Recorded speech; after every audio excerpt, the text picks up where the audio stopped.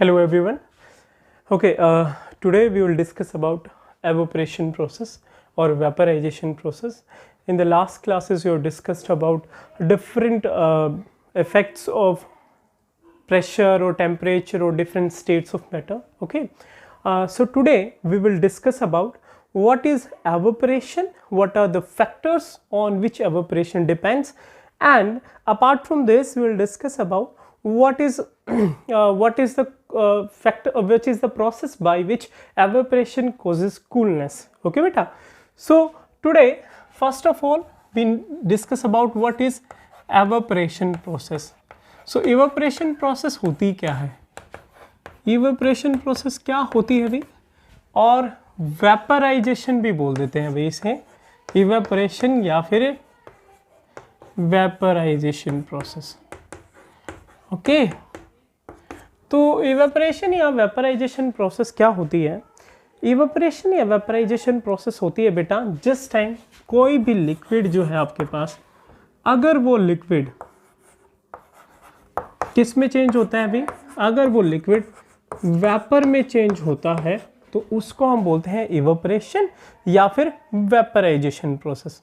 Okay बेटा, तो अगर लिक्विड वेपर में बदल रहा है तो उसको हम वेपराइजेशन प्रोसेस बोलते हैं. हमें पढ़ना है फैक्टर्स अफेक्टिंग इवेपोरेशन प्रोसेस, कि हमारे पास जो इवेपोरेशन प्रोसेस है इसको कौन कौन से फैक्टर्स अफेक्ट करते हैं भाई.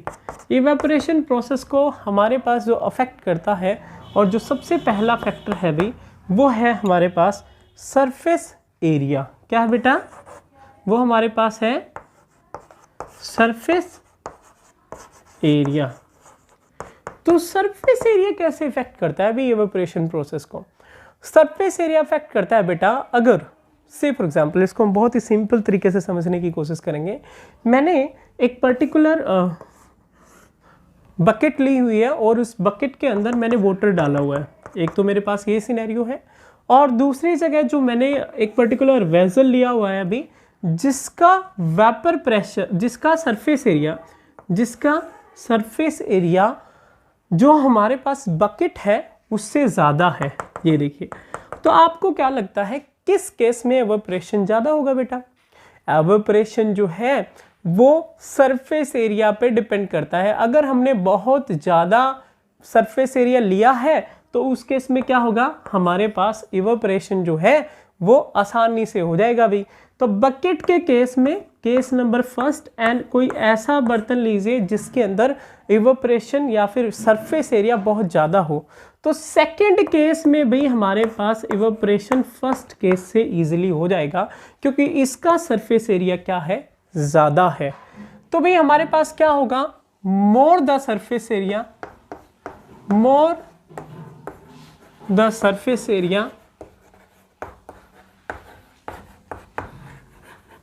more will be the evaporation process. evaporation process जो है वो सरफेस एरिया के डायरेक्टली प्रोपोर्शनल रहेगी. जितना ज़्यादा सरफेस एरिया वाली कोई चीज़ हम लेंगे और उसके अंदर लिक्विड रखेंगे तो evaporation उसमें बहुत आसानी से हो जाएगा.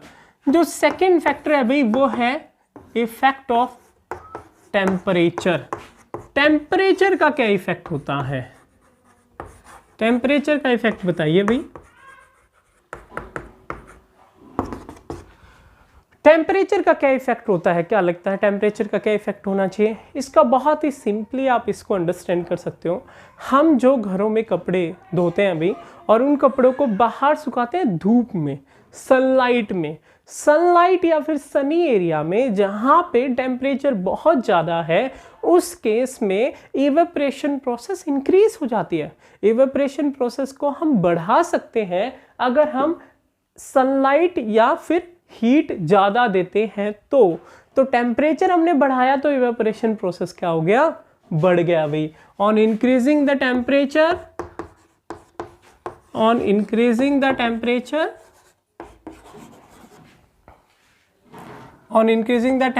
बेटा evaporation process increases. evaporation process increases.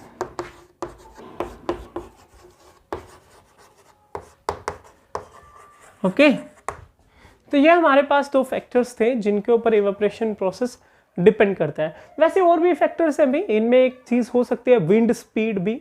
हम लोग अगर बात करें विंड स्पीड की, हवा की तेज़ी, हवा कितनी तेज से चल रही है, अगर विंड स्पीड ज़्यादा है तो उस केस में भी इवेपोरेशन प्रोसेस बहुत आसानी से होगी। अगर मैं बात करूं थर्ड फैक्टर विंड स्पीड की, अगर किसी पर्टिकुलर जगह पे बहुत तेज़ हवा चल रही है उस केस में भी अगर हम कपड़े सुखाते हैं तो वो आसानी से सूख जाएंगे। क्यों? क्योंकि इवेपोरेशन प्रोसेस बढ़ जाएगी। तो there are few factors on which evaporation depends. Next जो हमारे पास टॉपिक है वो है बेटा कि इवेपोरेशन से कूलनेस कैसे होती है, इवेपोरेशन कूल कैसे करता है। ठीक है, इवेपोरेशन कूल कैसे करता है, अभी इसको हम बहुत ही सिंपल एग्जांपल से समझेंगे। हमारे पास एक कंपाउंड होता है जिसको हम एसीटोन बोलते हैं। तो ये है हमारे पास हाउ इवेपोरेशन कॉजेज कूलनेस। ठीक है, इवेपोरेशन से कूलनेस कैसे होती है। ओके तो इवेपोरेशन से कूलनेस कैसे होती है बेटा, से फॉर एग्जांपल अगर हमारे पास एक पर्टिकुलर कंपाउंड होता है अभी हमारे पास, दैट इज एसीटोन। एसीटोन को हम नेल पॉलिश रिमूवर भी यूज़ करते हैं। तो अगर हमने एसीटोन को लिया, ठीक है, एसीटोन को हमने अपने पाम पे रखा, हथेली पे रखा, तो अगर मैं एसीटोन को अपनी पाम पे रखता हूँ तो क्या रहेगा, एसीटोन को अपनी पाम पे रखने पे मुझे बहुत ही कूल फील होगा, मेरे जो हैंड है उसे बहुत कूल फील हो रहा होगा। उसका रीज़न क्या है, उसका रीज़न ये है कि जो ये एसीटोन है ये एटमॉस्फेयर की जो हीट है, जो इसके ऊपर एटमॉस्फेयर की हीट लगी हुई है अभी, एटमॉस्फेयर की जो हीट है, कौन सी हीट है अभी, एटमॉस्फेयर की हीट जो है उसको क्या कर लेगा, एटमॉस्फेयर हीट को एब्जॉर्ब कर लेगा। भाई एटमॉस्फेयर की हीट को क्या कर लेगा, एब्जॉर्ब कर लेगा। अगर ये एटमॉस्फेयर की हीट को एब्जॉर्ब कर लेगा तो हमारे पास क्या होगा, ये कूलनेस क्रिएट करेगा। क्यों?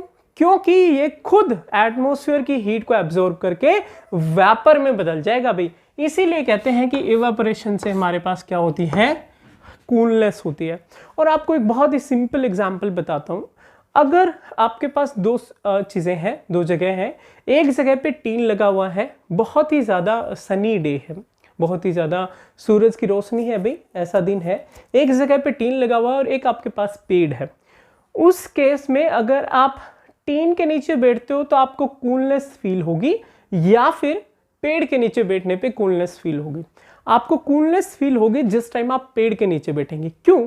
क्योंकि पेड़ में क्या होता है, जो प्लांट है उसके अंदर जो लीव्स होते हैं अभी, उस लीव्स में एक स्टोमेटा होता है जिसके थ्रू ट्रांसपिरेशन प्रोसेस होती है। और ट्रांसपिरेशन क्या होती है, वाटर का वेपराइज होना, और इसकी वजह से हमें वहां पे कूलनेस फील होती है क्योंकि वहां पे वाटर वेपराइज हो रहा होता है।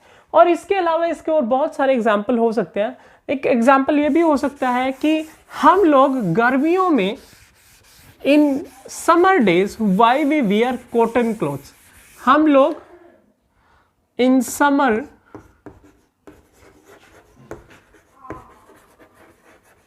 why we wear summer clothes, oh sorry not in summer why we wear cotton clothes। ठीक है, हम लोग कॉटन क्लॉथ्स क्यों पहनते हैं, क्वेश्चन है भाई। क्योंकि कॉटन क्या करता है, जो स्वेट है उसे एब्जॉर्ब कर लेता है, और स्वेट एब्जॉर्ब करने के बाद स्वेट वेपराइज होते हुए जो सराउंडिंग्स की हीट है उसे एब्जॉर्ब कर लेता है, और इसको हम बोलते हैं एवोपरेशन या वेपराइजेशन से कूलनेस फील हो रही है।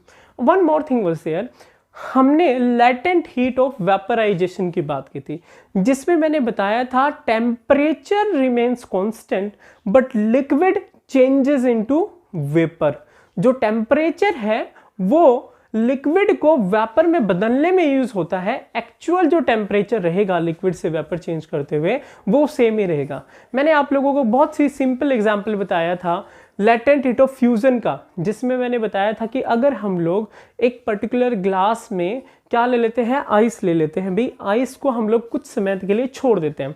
व्हाट विल डू, हम लोग एक बीकर या फिर ग्लास लेते हैं, इसके अंदर हम लोगों ने आइस क्यूब्स लिए हुए हैं और इन आइस क्यूब्स को हमने छोड़ा हुआ है एटमॉस्फेयर में।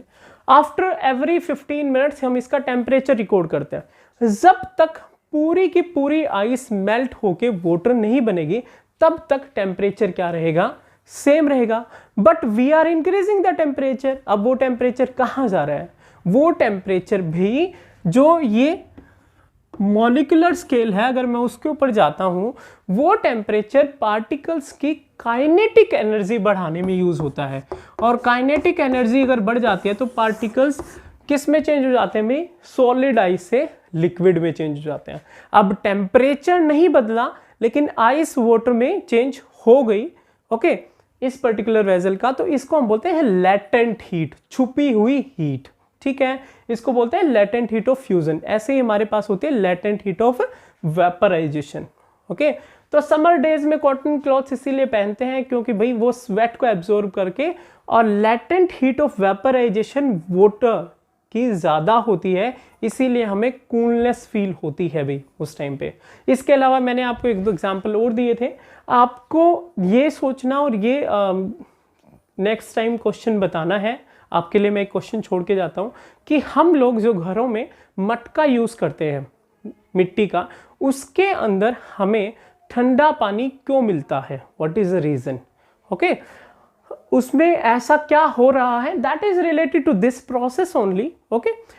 तो आप लोग सोचना, we will meet in the next class, okay, with this topic.